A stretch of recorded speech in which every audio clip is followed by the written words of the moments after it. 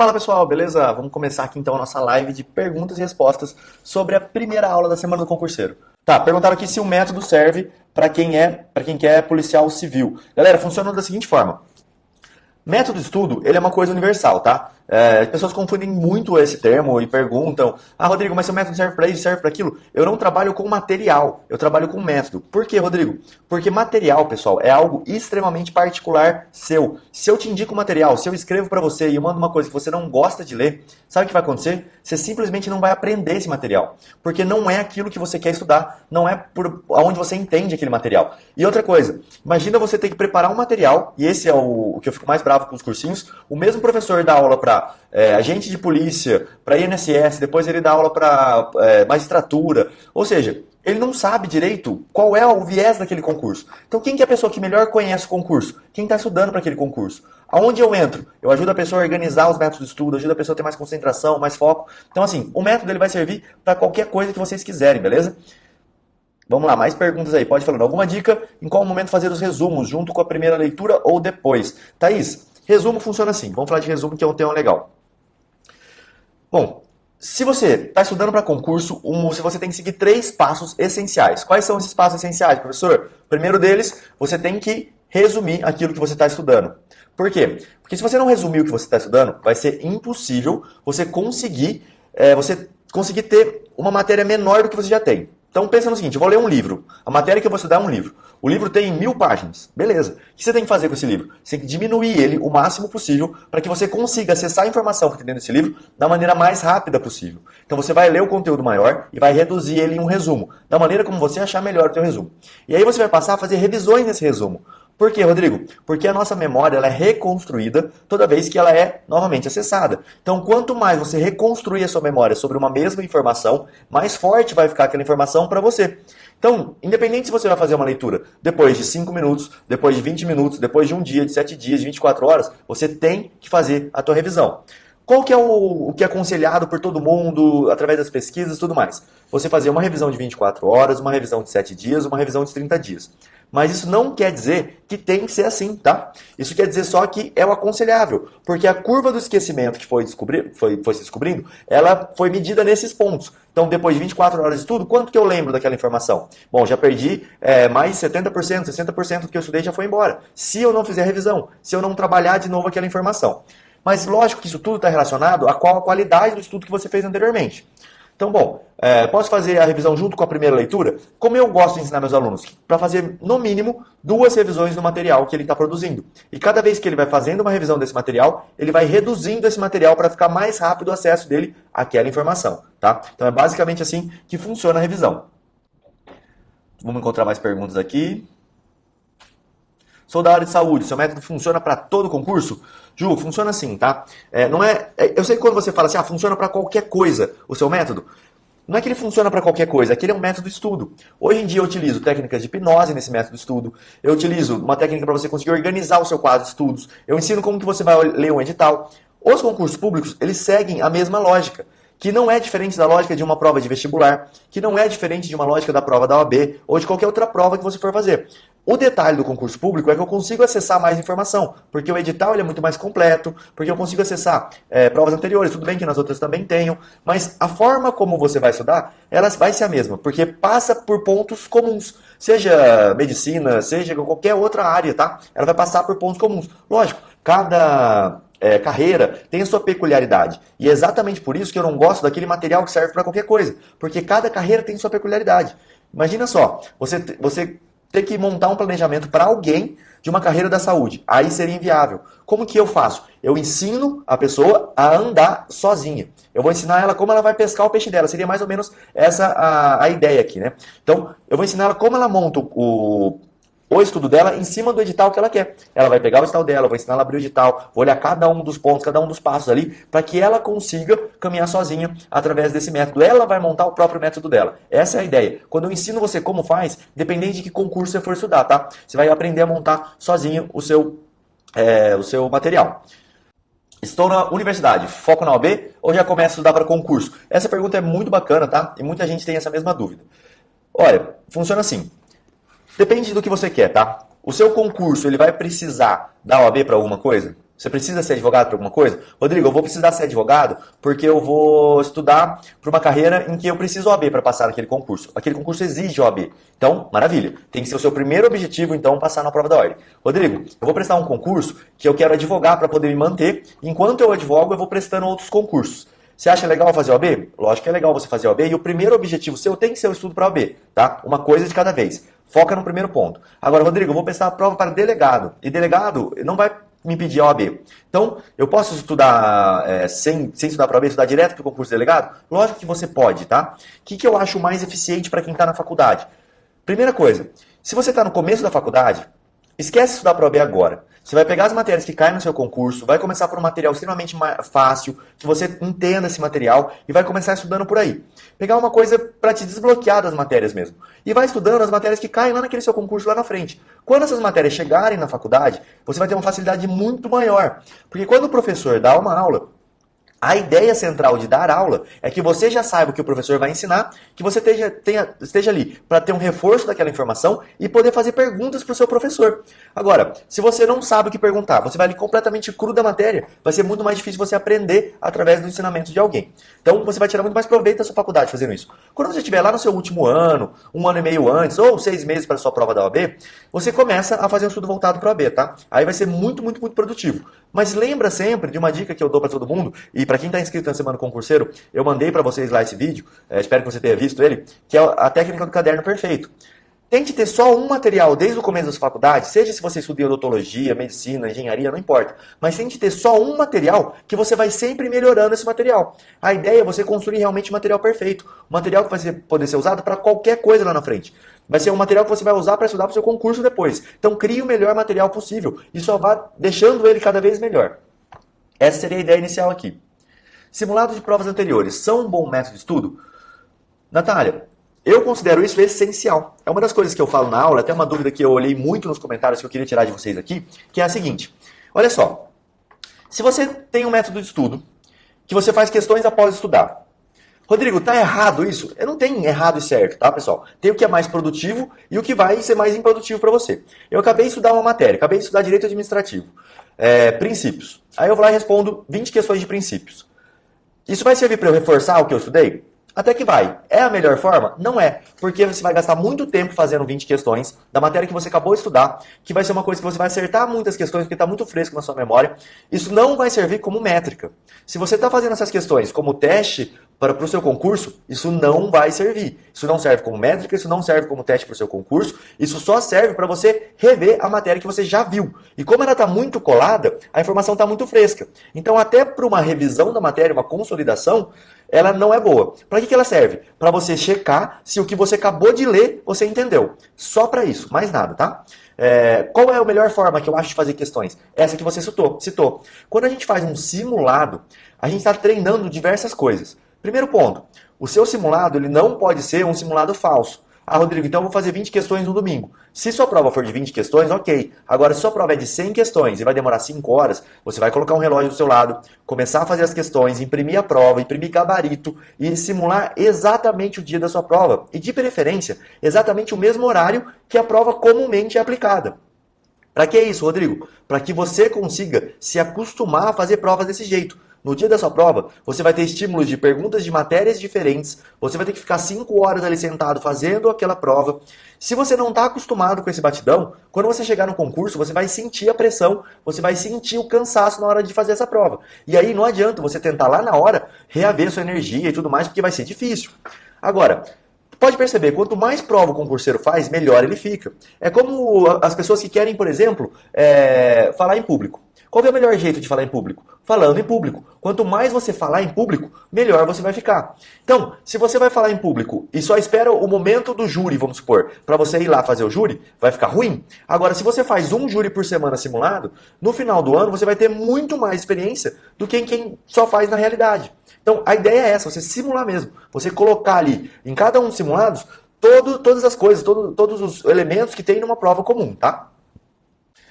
Você me respondeu na plataforma que poderia ajudar na questão de quem tem memória volátil. Gostaria que você falasse um pouco e qual seria o papel da hipnose nisso. Obrigado. Bia, funciona assim, tá? A sua memória, primeiro ponto que a gente pode falar de memória, a gente vai falar de atenção. Quando você tem atenção a um determinado ponto, você vai ter desatenção a todos os outros. É como se você colocasse todo o resto que está na sua volta no modo automático. Você vai entender melhor na aula de amanhã, quando eu explicar o modelo da mente. Mas vou fazer uma explicação rápida para você poder entender. Imagina que a gente tem dois lados da nossa mente, tá? Uma mente que ela é ativa, que você está usando ela agora, você está olhando, prestando atenção, vou chamar assim de mente da atenção, e uma outra mente que trabalha em segundo plano, que é o seu subconsciente. O seu consciente, ele vai atuar somente com uma informação de cada vez. O seu subconsciente, ele é muito poderoso, ele consegue fazer 200 mil coisas. Vou te dar um exemplo para ficar bem claro. Quando você começa a dirigir um carro, ninguém pode nem conversar com você, porque você ainda não colocou aquilo no modo automático. Então o que você precisa fazer? Você precisa prestar atenção em todos os elementos que estão ali. Você precisa prestar atenção na curva que você vai fazer enquanto você vai virar de direção. Tem gente que até não consegue virar o braço porque ele torce. Você esquece que você pode fazer um movimento mais comum com a sua mão. Isso tudo você está aprendendo. Quando você está aprendendo, você precisa ter atenção extrema àquele ponto. E aí muita gente fala para mim assim, Rodrigo, eu não consigo memorizar. Será que você está botando atenção só naquele ponto? Vamos continuar com o exemplo e depois eu vou fazer um link que vai encaixar a informação para você. Quando você começa a pegar uma prática de dirigir, você acaba colocando o volante, a direção, o dirigir em segundo plano e passa a fazer outras coisas, como, por exemplo, ouvir o rádio. Aí você liga o rádio e você já consegue ouvir uma musiquinha e dirigir. Depois você já consegue conversar com a pessoa que está do seu lado. E vai chegar um momento que a pessoa dirige aqui no celular e ela está conseguindo dirigir. Algumas batem, lógico, porque aí a atenção foi tirada completamente daquilo que você está fazendo. Mas a ideia é essa, você começa a evoluir ali no que você está. Na verdade, o que você está fazendo é deixando o processo de dirigir no automático e passando a prestar atenção em outras coisas. Muitas pessoas fazem isso na hora de estudar. E aí elas colocam a culpa, por exemplo, na memória. Esse é o primeiro ponto que você tem que ver. Como assim? Eu estou numa aula, eu anoto tudo que o meu professor fala, na mesma velocidade que ele fala, no mesmo momento que ele fala. Lembra, quando você tem atenção a um ponto, você está prestando atenção no que você está anotando, como você está escrevendo cada palavra e no que ele está falando, como se fosse um ditado. Quando você faz isso, você simplesmente está tirando a atenção da explicação do professor. Se você está tirando a atenção da explicação do professor para anotar, você não está aprendendo aquela informação. Então, o melhor seria que você ouvisse a explicação do seu professor, processasse a informação e escrevesse com as suas palavras em um pequeno intervalo. Se você está assistindo uma aula online, dá para você fazer isso. Ouve uma explicação, pausa o vídeo, anota a informação. Dá um play de novo. Ouve a explicação, raciocina sobre ela e anota. Isso é estudar ativamente. E não simplesmente fazer o copiar o que o professor fala. A mesma coisa você pode aplicar na hora de estudar um livro. Se você faz o copia e cola do livro, ou tudo que eu vejo aqui, eu anoto, eu vejo, anoto, eu vejo, anoto, você não está prestando atenção na explicação do autor. Você tem que ler, entender a explicação do autor e aí passar para o teu resumo, com as suas palavras, tá? Bom, vamos lá. Onde a hipnose entra em tudo isso? Eu consigo fazer através da hipnose alguns gatilhos que você, por exemplo, puxando o seu dedo, passe a prestar atenção no professor. Desligue dessa necessidade, por exemplo, de anotar tudo que está ali. Eu consigo, através da hipnose, criar elementos, por exemplo, sonoros, que te concentram mais no que você está fazendo. Eu consigo fazer, através da hipnose, uma ressignificação do seu subconsciente para que você entenda o que é importante na hora de estudar. E isso vai facilitando o processo da sua memória. Existem alguns estudos, só que eu ainda não apliquei essa parte na prática para poder te falar que isso realmente deu um retorno, de que eu conseguiria fazer você estudar em transe, tá? Existem alguns professores que já publicaram material sobre isso. Eu coloco a pessoa em hipnose e ela ouve a matéria em transe e aí ela teria uma percepção melhor, mas isso eu ainda não cheguei a testar. É um passo um pouco mais para frente que eu vou fazer ainda, para conseguir ter essa noção dessa dimensão do que a hipnose pode melhorar. O que eu já testei que eu posso te confirmar? Bom, eu não gosto de estudar essa matéria. Eu sei que quando você não gosta de estudar uma matéria, eu vou explicar amanhã na aula todo o porquê isso acontece, você aprende menos essa matéria. Porque no seu subconsciente, ela fica guardada mais no fundo da sua memória. Então, o que a hipnose pode fazer? Ela pode te ajudar a gostar dessa matéria. E a partir daí, se você gosta de alguma coisa, você aprende melhor. Mas tudo isso eu vou explicar na aula de amanhã, então eu vou deixar muita carga aqui de informação para você entender primeiro o modelo da mente, e aí a gente vai fazer uma outra live sobre a aula de amanhã, e aí a gente conversa mais profundamente sobre essas mudanças, tá? Primeiro pega essa informação da alteração dessa questão da atenção, que é muito importante. Entende que você tem uma atenção a um ponto com a sua memória consciente e todo o resto vai ficar no seu subconsciente no automático. Então, se você quer aprender algo novo, você tem que prestar atenção naquela informação que está acontecendo ali. Se você quer deixar essa informação de aprendizagem no automático, aí você pode fazer outra coisa. Acha que a resolução de questões aumenta a memorização dos assuntos? Bom, como eu trabalho com questões, que eu acabei de explicar através dos simulados, tá? Para que serve isso? Ela tem várias funções, não é só para memorização. Mas toda vez que você deixa o seu subconsciente, você deixa a sua atenção mais desperta para aquele assunto, melhor você fica para entender a matéria. Como assim, Rodrigo? Se eu faço questões e provas simuladas, mesmo que, essa foi uma dúvida que surgiu lá nos comentários, mesmo que eu não sei o conteúdo daquela prova, estou começando a estudar agora. Devo fazer simulado? Deve fazer simulado. Porque o simulado vai chamar a sua atenção para determinados pontos da matéria. Chamando a atenção para determinados pontos da matéria, quando você for estudar no livro, a sua mente já vai estar mais atenta àquela informação. Então, vou dar um exemplo. Eu vou lá, faço uma questão de penal que eu não tinha ideia, que perguntava da teoria, do lugar e do tempo do crime. Tudo bem, eu nunca prestei atenção que existia uma teoria, por exemplo, do tempo e do lugar do crime. Mas a partir do momento que aquela prova me chamou a atenção e eu errei aquela questão, eu estou mais atento àquela informação. E aí, na hora que eu vou estudar, eu vou ficar mais atento quando o autor falar sobre aquele assunto. Vai despertar maior interesse no que eu estou fazendo, porque eu já vi lá na questão. É justamente o mesmo efeito que acontece quando você quer comprar um carro novo ou uma roupa nova, seja o que for. Vou dar um exemplo do carro que é mais fácil de entender. Se sua família comprou um carro novo, ou se você quer comprar um carro novo ou gostou muito de um carro, você passa a ver ele todo momento na rua. Parece que multiplicou o número de carros que existem daquela marca ou daquele mesmo modelo. Por que acontece isso, Rodrigo? Porque a sua memória começou, na verdade, seu subconsciente começou a ser mais seletivo com a informação que você está focando. Porque ele quer ver mais aquilo que está mais próximo dele, que chamou mais a atenção dele. É exatamente o mesmo efeito quando você faz prova. Ajuda na memorização? Lógico que ajuda. Porque quando você for ler aquele ponto lá na sua matéria, você vai ter muito mais atenção ao conteúdo que está ali. Então, se você tem mais atenção ao conteúdo que está ali, você aprende muito melhor, porque gera mais interesse. Então, o simulado, ele não é só um ponto dentro do método. Ele é praticamente um ponto crucial, um dos pilares ali do método. Resolução de questões. Porque nessas questões vão te trazer atenção para a prova. Então, é importantíssimo você errar na hora do simulado. Que você acerte 10 questões de 100 no simulado, ótimo. Você tem 90 questões para trabalhar em cima, para evoluir. Tá? Então, a resolução de questões vai ajudar muito na memorização, nesse sentido de chamar a sua atenção. Não dá pra gente desassociar e falar de memória como se fosse algo isolado. A memória, ela vem, por exemplo, você assistiu um filme que você gosta, você vai lembrar muito melhor da informação. Por quê? Porque você está fazendo algo que você gosta, vendo uma história que foi escrita dentro de um roteiro para você ser hipnotizado pelo filme e gostar muito daquilo que está fazendo. A ponto de alguém te chamar e você não prestar atenção, porque a série ou o filme estava muito bom. Para estudar, é melhor ter namorada ou ser solteiro? Porque as namoradas tiram a atenção demais e não entendem. Muito boa sua pergunta. A morena, a sofrência da morena, vamos chamar assim, né? Bom, vamos lá. O problema não está no seu relacionamento. O problema está na forma como você enxerga o seu relacionamento e na forma como você conversou e combinou as prioridades da sua vida.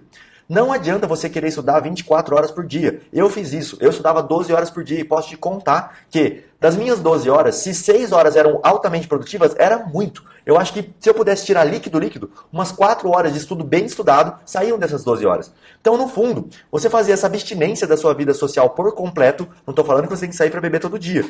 Até porque o álcool prejudica a memória. A gente fez uma live aqui falando sobre isso com até a doutora Flávia, nutricionista.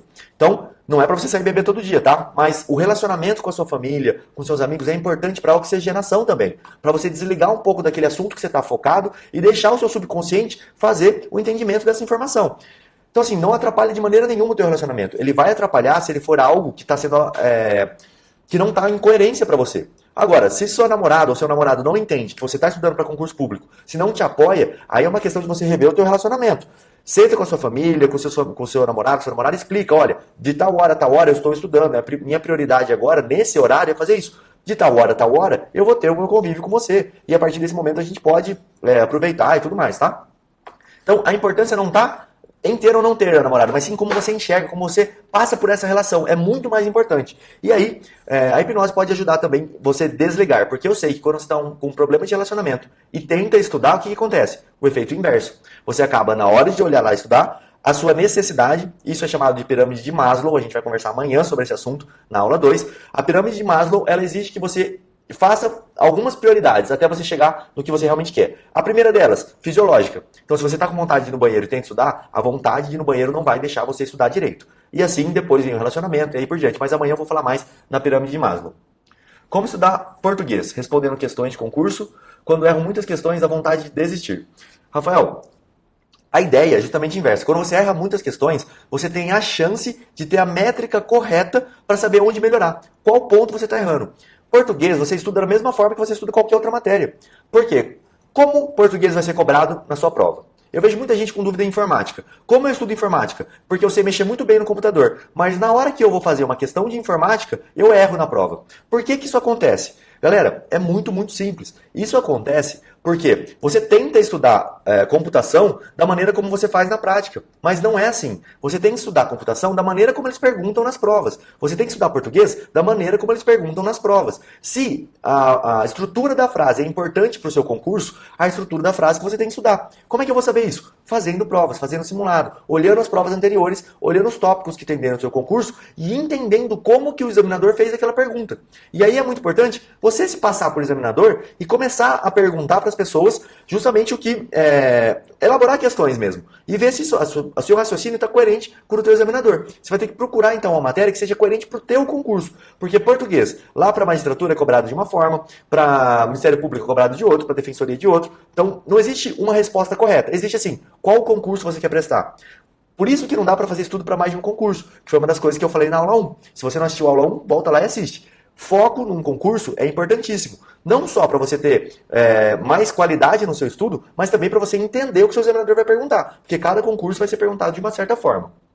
Professor, vou aplicar o método de colar os resumos na parede do quarto. Será que vai me ajudar a memorizar? Depende muito do que você quer com isso. Se você só vai colar o negócio lá, para você ficar passando e olhando para aquele monte de quadradinho, não vai funcionar. Eu fiz uma postagem esses dias de um rapaz que passou em primeiro lugar estudando com um post-it na parede. Por que eu quis fazer essa postagem? Justamente para você poder ver e entender que não foi só isso. Aproxima aquela foto, depois que a gente terminar aqui, vai lá no meu perfil e aproxima aquela foto, que você vai ter a real noção de cada mapa mental que ele fez dentro de cada um daqueles quadradinhos. Aqueles post-its, aqueles quadradinhos, é a técnica que eu estou te falando do resumo ser cada vez menor. O post-it é o supra... como que eu posso explicar isso? Como se fosse assim, ele espremeu a matéria até virar aquele post-it. Mas aquele post-it, para aquela pessoa, acho que ele chama Gabriel, para o Gabriel, ele tem uma quantidade de informação dentro daquela matéria muito grande. Então, quando você estuda um livro inteiro, faz um resumo desse livro, e aí você cria um post-it de cada um desses resumos, e aí você cria um post-it geral para toda aquela informação, você está ampliando o seu potencial de conhecimento quando você olha para aquele post-it. Aí funciona. Não consigo lembrar quais são os princípios do direito administrativo. Você pode usar procedimentos mnemônicos, por exemplo, o LIMP. Vou colocar lá na parede do meu banheiro a palavra LIMP e embaixo colocar cada um dos princípios de administração. Para eu poder, a partir do momento que eu olho para aquela palavra, decorar aquilo. É válido? Lógico que é, desde que você saiba o que significa cada uma das palavras do LIMP. Cada um dos princípios. Não adianta nada você pegar, por exemplo, que nem eu citei aqui, o tempo e o lugar do crime. Lugar, ubiquidade, tempo, atividade. Rodrigo, como é que você sabe isso? Simplesmente pelo mnemônico luta. Eu lembro da palavra luta e lembro que lugar é ubiquidade, tempo é atividade. Como que você fez isso? Eu escrevi a luta em todo canto, escrevi ubiquidade e depois escrevia atividade. Escrevi o que significava cada uma dessas teorias. Então, o segredo do mnemônico não está em você criar um mnemônico, mas em saber o que está por trás dele. E aí você ir reduzindo a informação. Então, é um método muito eficiente, só que desde que você crie esses post-itzinhos com a inteligência que você fez do seu material. Porque aí você está fazendo um estudo ativo. Você está reduzindo uma informação para que ela caiba num post-it. Rodrigo, eu faço meus resumos em fichinhas pequenas ao invés de cadernos normais para resumir. Só o que eu acho importante. Qual a sua opinião sobre isso? Mila, funciona para você? Se funciona para você, ótimo. Eu acredito que você tem que ter como se fosse uma pirâmide invertida mesmo. O resumo maior, a aula que você estudou, o livro que você leu, o resumo, do resumo fazer o fichamento, do fichamento o post-itzinho. Aí fica uma sequência perfeita, porque você vai precisar revisar várias vezes a informação, é a primeira informação escondida aí. Você precisa passar e ler o seu resumo, ler o seu fichamento para você fazer a fichinha. Então você vai precisar fazer várias passagens em cima. Mas a ficha é um ótimo exemplo e eu uso muito com os meus alunos no meu curso. Tá? Eu ensino eles a fazerem fichas, porque, por exemplo, você está no avião indo fazer uma prova. Em vez de você ficar fazendo nada, você pode ir olhando suas fichas. Um pouquinho antes da prova ali. Lógico, nada muito compromissado que vai tensionar você. Tá? Mas a nossa memória visual sempre está ativa e sempre é muito importante. Qual a forma mais indicada de se iniciar uma matéria nova? Santiago, eu tenho uma sequência que eu acho que é muito importante. Por exemplo, me perguntam muito isso. Ler doutrina ou assistir videoaula? Se você não entende o assunto, é mais fácil você esperar um professor te explicar. Mas aqui tem vários mas. Se o professor é um cara chato, que você não gosta de ver a aula dele, que você só está vendo porque ele foi indicado por um amigo seu que amou a aula daquele cara, não vai funcionar para você. Porque o professor não pode dar uma aula chata pra você. Tem gente que gosta de aula sem brincadeira. Tem gente que gosta de aula do professor brincando o tempo todo. Tem gente que gosta da coisa mais séria. O outro gosta do exemplo. E assim vai. Procure um professor que ensina da forma como você gosta. Porque aí você vai conseguir ver uma matéria nova de uma maneira mais fácil, com alguém explicando. O que eu recomendo você fazer? Dá uma lida no material. Se você leu o material e está difícil a compreensão, vai e busca numa videoaula. Porque o material vai ser mais rápido para você ler e mais rápido para você entender. Porque você não tem a explicação do professor. E eu posso te dar um exemplo. Para eu preparar uma aula, para eu conseguir fazer essa aula depois e ensinar alguém, é muito mais rápido eu ler a página do livro, preparar a aula, do que eu explicar essa informação. Eu demoro muito menos tempo lendo a página do livro do que explicando para alguém aquilo que está dentro do livro. Porque eu tento facilitar o máximo que está ali, coloco várias coisinhas, vários exemplos e tudo mais. Então, a melhor forma é dar uma lidinha no livro. Se você não está entendendo o que está ali, você não conseguiu sair daquela página do livro, anota aquele ponto específico, busca uma aula, que seja no YouTube, no cursinho que você está fazendo, e assiste a aula específica sobre aquele ponto. Porque aí você já teve uma primeira informação sobre aquele ponto, e aí o teu professor pode esclarecer a dúvida melhor, tá? Esse eu acho que é a forma mais fácil de você aprender algo novo. E o principal, não olhe para essa matéria como algo que você não gosta. Eu vejo muita gente começando a estudar administrativo ou qualquer outra matéria e falando assim, puta, eu odeio estudar administrativo, eu odeio estudar direito, eu não fiz direito e no meu concurso quer direito. O pessoal do direito fala difícil. Cara, tira isso da sua cabeça porque isso vai impedir que você aprenda. Fazer exercício físico, musculação ou corrida logo após acordar, antes do primeiro bloco de estudos, atrapalha? É ruim gastar energia em exercício físico antes de começar a estudar? Pedro, não é ruim não, tá? É um mito isso, na verdade, de que você gasta energia e que você chega um momento que você está muito sem energia. Lógico, vai chegar um momento do seu dia que você está extremamente cansado, precisando dormir. Esse é um ponto, tá? Agora, eu vou estudar e fico cansado. Mas você está cansado para ver um filme? Você está cansado para ir jogar bola? Se você não está cansado para ir jogar bola, para ver um filme, para assistir uma novela, então você não está cansado para estudar. O problema é outro. O problema está na forma como a sua mente enxerga o estudo. E aí a gente vai trabalhar na aula de amanhã, vou deixar o suspense aqui. Agora, a corrida, ela oxigena seu cérebro. Então, por exemplo, quando você vai fazer uma prova, o que é o aconselhado? Que você faça uma caminhada até o local da prova, que antes de você sair para o local de prova, você dê uma corridinha rápida, faça os polichinelos, para você aquecer o seu corpo, para você não ficar no estado de sonolência e a informação oxigenar melhor no seu cérebro. Eu tenho uma experiência particular com isso, própria, que é o seguinte, como eu contei para vocês, eu tentava, né, posso falar a palavra tentava aqui, estudar 12 horas por dia. Acordava, tinha hora para entrar, hora para sair. Lógico, me dava muito sono durante meu estudo, tinha períodos que eu não aproveitava muito. O meu último período de estudo, que era as 4 horas finais, era assistindo aula. E eu usava isso como um descanso. Eu sentava na cadeira e ficava só olhando o professor, sem anotar nada, só absorvendo aquela formação praticamente de maneira passiva. Não sei se isso adiantava muito. Mas passou a melhorar muito quando eu coloquei uma corrida no intervalo entre meu turno da tarde, estudando por livro, e meu turno da noite, estudando por aula. Comecei a correr nesse período. Corria ali 1 quilômetro, nem conseguia correr muito bem, não sou um cara que consegue correr muito bem.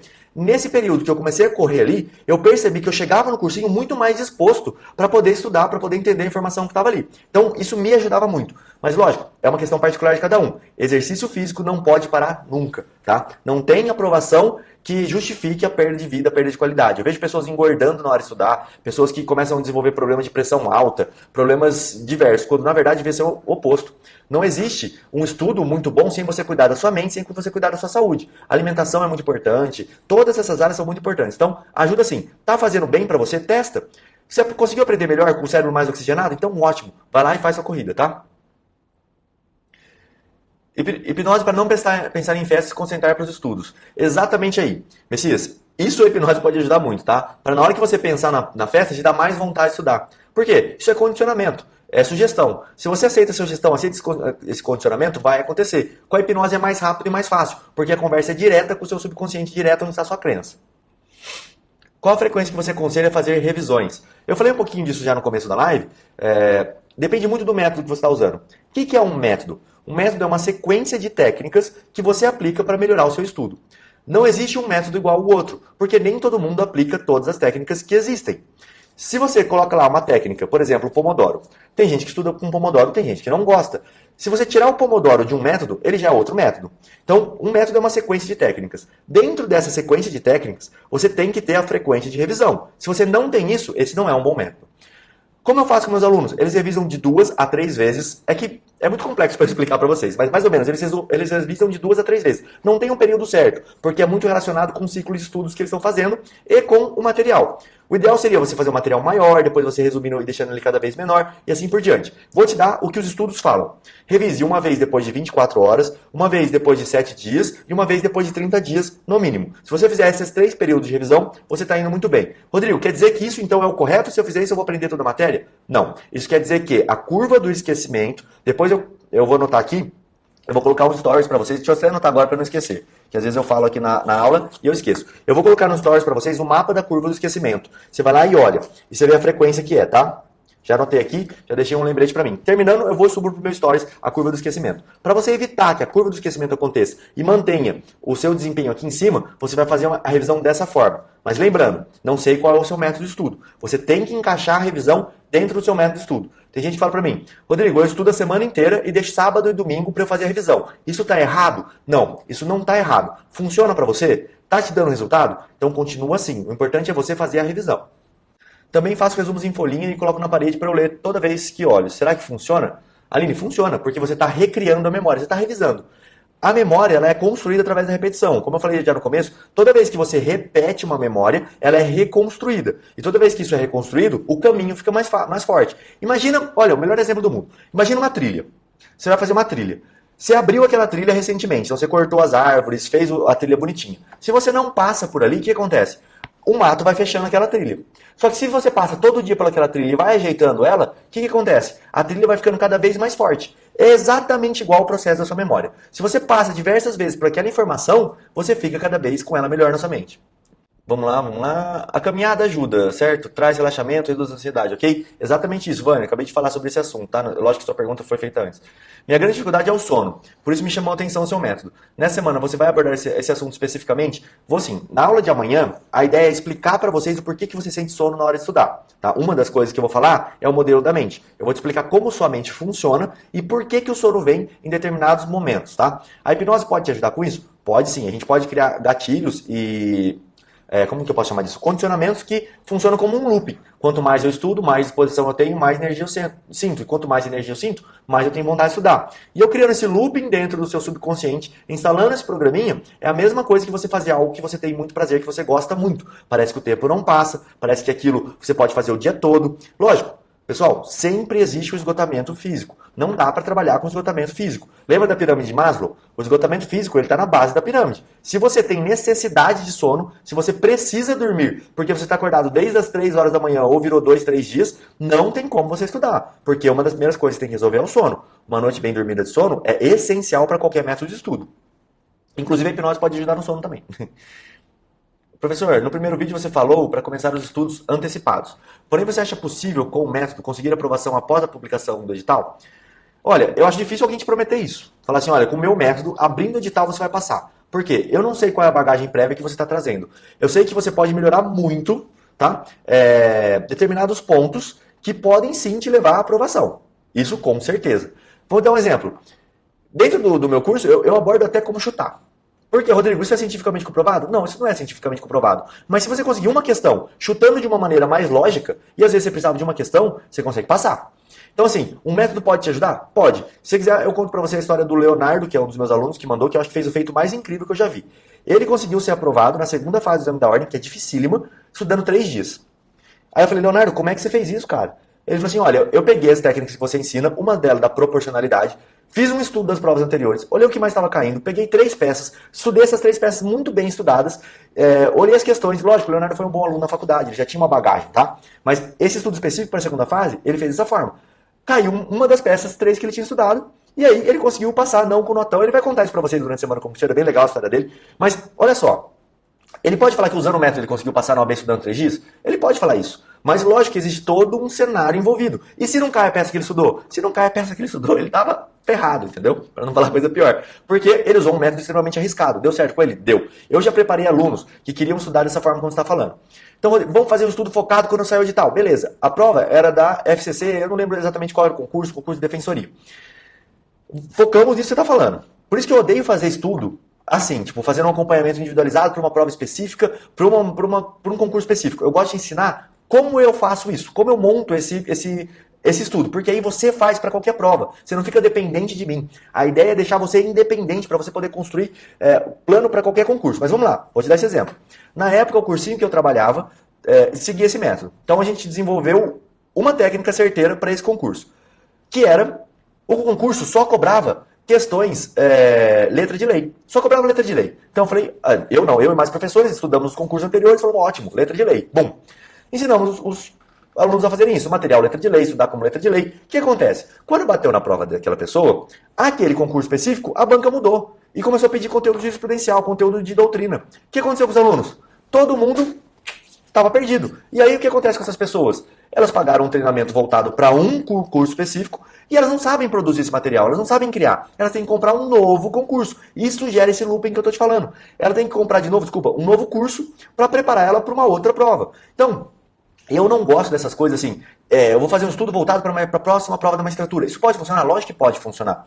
Mas existe esse porém. Se não funcionar, você tem que comprar um novo curso. E aí comprar um novo curso. Porque você não aprendeu como você constrói o seu próprio castelo, vamos dizer assim. Se você não aprendeu como constrói o seu próprio castelo, você vai ter que ficar mudando toda hora e comprando um novo, tá? Então, dá para fazer? Dá para fazer. Pode ser que funcione? Pode ser que funcione sim. Não, tem sim. A história da Alice também tá lá para vocês na semana do concurseiro. A história da Alice é bem legal. Ela é uma engenheira, deixa eu lembrar, ela fazia engenharia elétrica. Ela é uma engenheira elétrica que estudou para a Polícia Militar. Ela já tinha reprovado várias vezes, não sabia como se organizar. Ela se organizou, começou a se organizar, se não me falha a memória, em agosto. Agora, em janeiro, ela fez a última etapa do concurso. Ela passou em todas as etapas. Ainda não saiu o resultado final. Ela está no psicotécnico. Então, provavelmente, ela concluiu a aprovação agora dela na Polícia Militar, estudando de agosto para cá. Foi possível para ela fazer isso? Foi. Agora, eu posso te prometer que quando abrir um edital, não é o melhor jeito de estudar, tá? Você já tem que estar estudando antes do edital. Mas pode ser que dê certo, sim. Vamos lá, vamos lá. Rodrigo, qual a melhor fase para pensar em estágio durante o curso de Direito? Seria mais para o final ou no início seria uma boa também? Um momento que você conseguir um estágio, já começa a fazer. Se for no primeiro dia da sua faculdade, melhor ainda. O estágio é o melhor aprendizado que existe. Por isso que você não pode entrar num estágio que seja por grana, por remuneração. Se você entrar em um estágio por remuneração, sai fora. Porque estágio não é para ganhar dinheiro. Se for para ganhar dinheiro, você vai lá e procura um trabalho, tá? Aí você consegue ganhar um dinheiro bacana. É estágio? Procura algo que vai te ensinar, nem que seja gratuito. Vai na Defensoria, no Ministério Público, na magistratura, no INSS, qualquer lugar que você conseguir ir e fala, sou aluno do primeiro ano, quero começar a fazer estágio aqui. Você vai aprendendo no dia a dia, você vai ouvindo, tendo contato com aquilo, não só para o direito, tá, mas para qualquer faculdade é a mesma ideia. Qual a técnica usada para marcar questões que temos dúvidas? Na prova você está falando, né, Juliana? Acho que foi você que deixou o comentário lá na semana que eu estava falando para você. Ó, eu vou te dar um exemplo para ficar bem claro. Como que eu faço? Como que eu posso explicar isso? Como é que eu ensino meus alunos a fazerem as provas? Eles vão marcando do lado de cada uma das questões como foi aquela questão para ele. Essa é uma questão que eu sei de cara, eu faço um determinado símbolo do lado daquela questão. Respondo ela e não vou voltar mais ela já está pronta para ir para o gabarito. É uma questão que eu fiquei em dúvida entre duas, eu vou fazer um outro tipo de marcação na lateral. Para eu saber que aquela questão eu só tenho que escolher entre duas. É uma questão que eu não sei nada e eu preciso chutar, então eu vou fazer um outro tipo de marcação. Por quê? Porque existem várias técnicas, por exemplo, de contagem, de se tem mais A, mais B, mais C, que a prova tende a ter um equilíbrio. Isso é tudo teoria, tá? Isso é para ajudar, assim, no finalmente. Para lá no chute você escolher uma letra de chute, que isso também funciona muito bem. Mas, lógico, isso não é técnica, tá? Você precisa estudar. Quanto mais você estuda, quanto mais você responde questões corretas na prova, mais você vai ter sorte no seu chute. Mas uma técnica legal que eu posso explicar. Vamos supor que seja A, B, C, D a questão no seu concurso. Uma dessas alternativas, normalmente, ela é muito fora da realidade. Ela é muito fora da casinha. Normalmente tem uma ali que é tipo assim, para ninguém marcar, tá? Normalmente, tá? Pode variar. Mas existe uma questão ali que é muito impossível. Então você já risca essa questão fora, que vai aumentar a probabilidade de você acertar já. Se você for fazer um chute aqui, você vai estar entre A e B, C, por exemplo. Se a D for a letra é muito louca. Outra técnica que existe que é engraçada.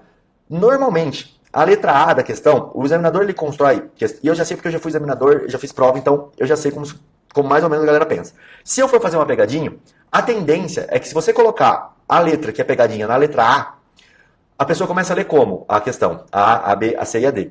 Ela tende, a primeira informação que o cérebro dela olhou que foi a letra A, cair naquela pegadinha. Então se o cara quer fazer sacanagem, ele coloca a pegadinha na letra A.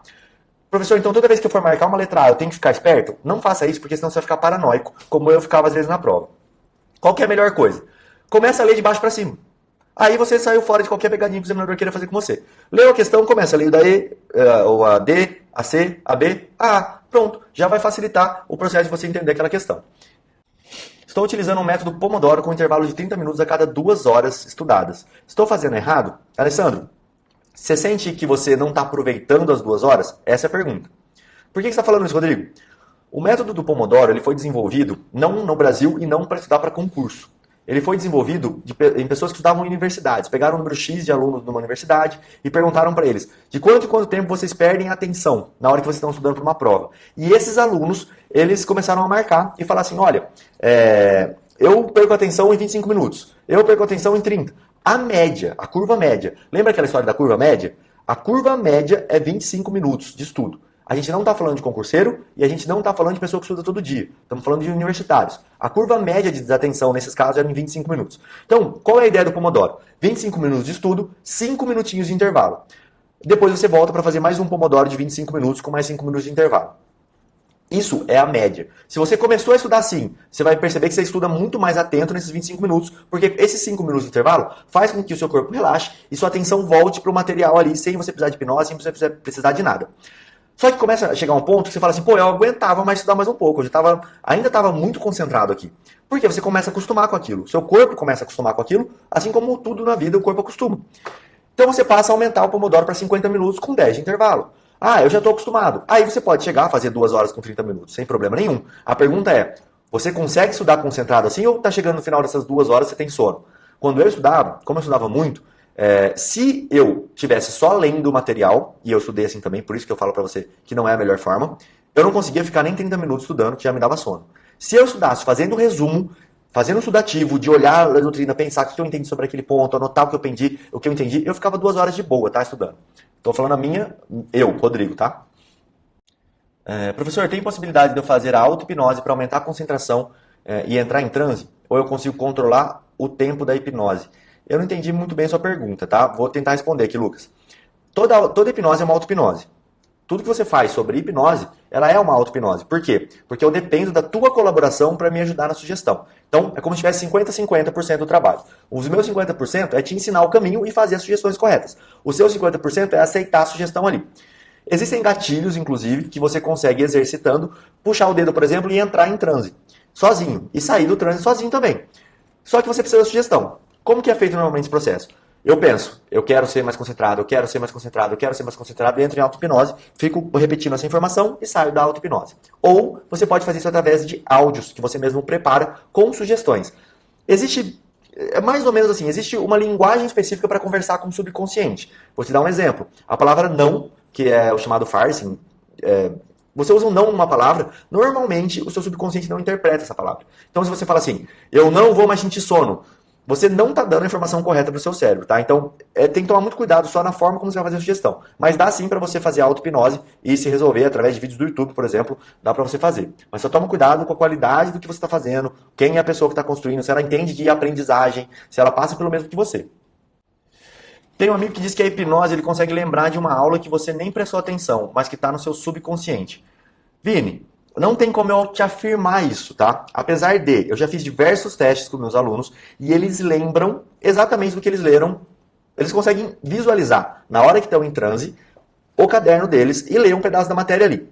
Agora, se realmente está escrito aquilo no caderno deles, eu não posso te falar que é absoluta verdade. Vou te dar um exemplo.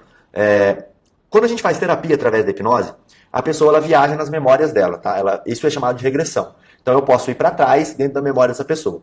Isso quer dizer que o fato que ela lembrou aconteceu exatamente como ela lembrou? Não. Isso quer dizer que ela viajou na memória dela. Pode ser que o fato que ela lembrou aconteceu exatamente como ela lembrou? Sim. Pode ser que esse fato seja realmente que ele aconteceu exatamente dessa forma.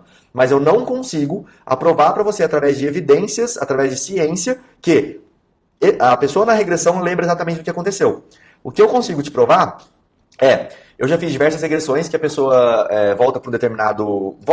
anda na memória dela para um determinado período, por exemplo, agora eu tenho 3 anos de idade, lembra de uma determinada situação e quando acontece isso eu gosto de perguntar detalhes. Qual que era a roupa que você estava, qual que era isso, qual que era aquilo. A pessoa volta, pergunta para a mãe, existiu uma roupa assim, assim? Não, existiu. Existiu esse dia assim? Não, existiu. Como é que você sabe disso? Então, isso já aconteceu diversas vezes. Isso é uma evidência de que toda pessoa vai lembrar do que existe? Não. Isso é uma evidência que aquela pessoa conseguiu acessar uma informação que pode ser verdade, tá? O melhor exemplo disso. Vou tirar uma foto da sala que eu tô aqui agora, desses elementos, da minha plaquinha do YouTube aqui, ó. Vou pegar ela aqui. Da minha plaquinha do YouTube, tá? É possível que eu volte em transe e me lembre do dia que eu recebi essa plaquinha? É possível. É possível que eu lembre que existia um vaso só que atrás em vez de dois? É possível. Mas isso quer dizer que eu menti? Não, isso quer dizer que na minha memória, talvez porque na hora que eu estava gravando eu estava com a cabeça na frente, então o meu subconsciente só guardou um vaso, entendeu? Então pode ser que seja uma falsa memória. Deixa eu deixar aqui de novo. Então, mais ou menos isso, tá? É possível lembrar? Já fiz com meus alunos? Já fiz. Eu estou desenvolvendo alguns protocolos, mas esses protocolos eu vou fazer ainda como teste, ainda não é algo que eu tá pronto, para criar, por exemplo, uma forma de você revisar em transe. Mas isso é um assunto para um outro dia, uma outra aula. Então, é melhor você primeiro fazer os simulados e ir estudando após? Bruno, você pode fazer as duas coisas em conjunto. Uma coisa não impede a outra. Tira um dia por semana para você fazer simulado. E aí, no tempo que você fazia questões depois de estudar, você corrige cada uma das questões desse simulado. Se você não tem tempo para estudar, essa é a melhor forma. Faz as duas coisas juntas. Você vai ver que as coisas vão se intercalando. Isso já é uma revisão para você. Por quê? Uma questão que caiu lá no seu simulado, provavelmente você vai ver ela lá na frente na hora de estudar. Por quê? Se você está estudando da maneira correta, você vai estudar o tema que caiu no seu simulado, lá no primeiro simulado. E aí, como você já teve um contato com aquela matéria, vai ser uma revisão da questão do simulado na hora que você for estudar. Quando você responder uma questão no simulado que você já estudou, vai ser uma revisão da matéria que você estudou. Se você errar aquela questão, você vai ter que procurar na sua matéria o ponto. Você vai estar revisando aquela informação. Então, o simulado ele é complementar, tá? Ele vai ajudar em todos os pilares. Como o seu método ajuda em relação ao sono na hora de estudar? Bom, dentro da receita da aprovação, que é o meu método, eu desenvolvi ele nessa versão agora, que eu chamei ela de 3.0, vou explicar isso depois para vocês, tá? Mas só para passar rapidinho, eu desenvolvi alguns protocolos de hipnose para cada um dos passos que existem dentro do meu curso. Um deles, a gente vai conversar sobre o sono. O sono eu vou usar em duas vertentes. A primeira dela, eu vou fazer hipnose para melhorar o seu sono na hora de dormir, e existem sons específicos, ondas cerebrais específicas que você ouve na hora de você ir dormir, tá? Eu uso muito isso hoje em dia, praticamente todas as noites que eu posso, eu coloco esse tipo de onda, eu faço muito experimento comigo mesmo, tá? E com os meus alunos também, que topam passar no ser cobaia, vamos dizer assim, para validar o teste, para depois trazer para vocês como é que funciona certinho.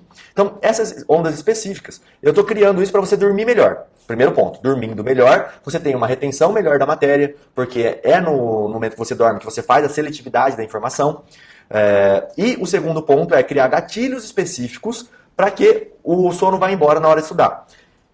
Não é que só exista isso. A melhor forma que eu encontrei até hoje de ressignificar sono, de ressignificar concentração, foi através da hipnose. Por isso que eu me apaixonei tanto e por isso que final de semana agora, na correria, eu fui fazer um curso de hipnose não verbal e estou fazendo diversos cursos de hipnose para poder me aprofundar cada vez mais no assunto, tá?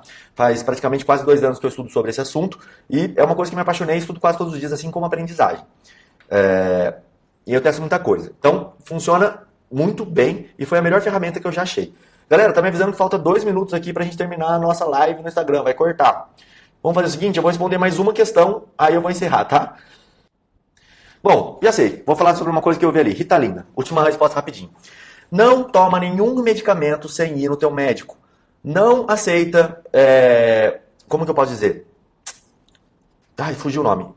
Não é receita. Diagnóstico de transtorno de ansiedade sem passar por mais de uma pessoa ou um médico que você confie muito. Por quê, pessoal? Porque isso não funciona, vai te atrapalhar demais, tá? Ritalina é a última alternativa para quem tem transtorno. Tomar remédio é a última alternativa. Não vai nessa de que o remédio, o fulano de tal receita, vai nele. Procura um médico sério que vai olhar se você realmente tem o transtorno.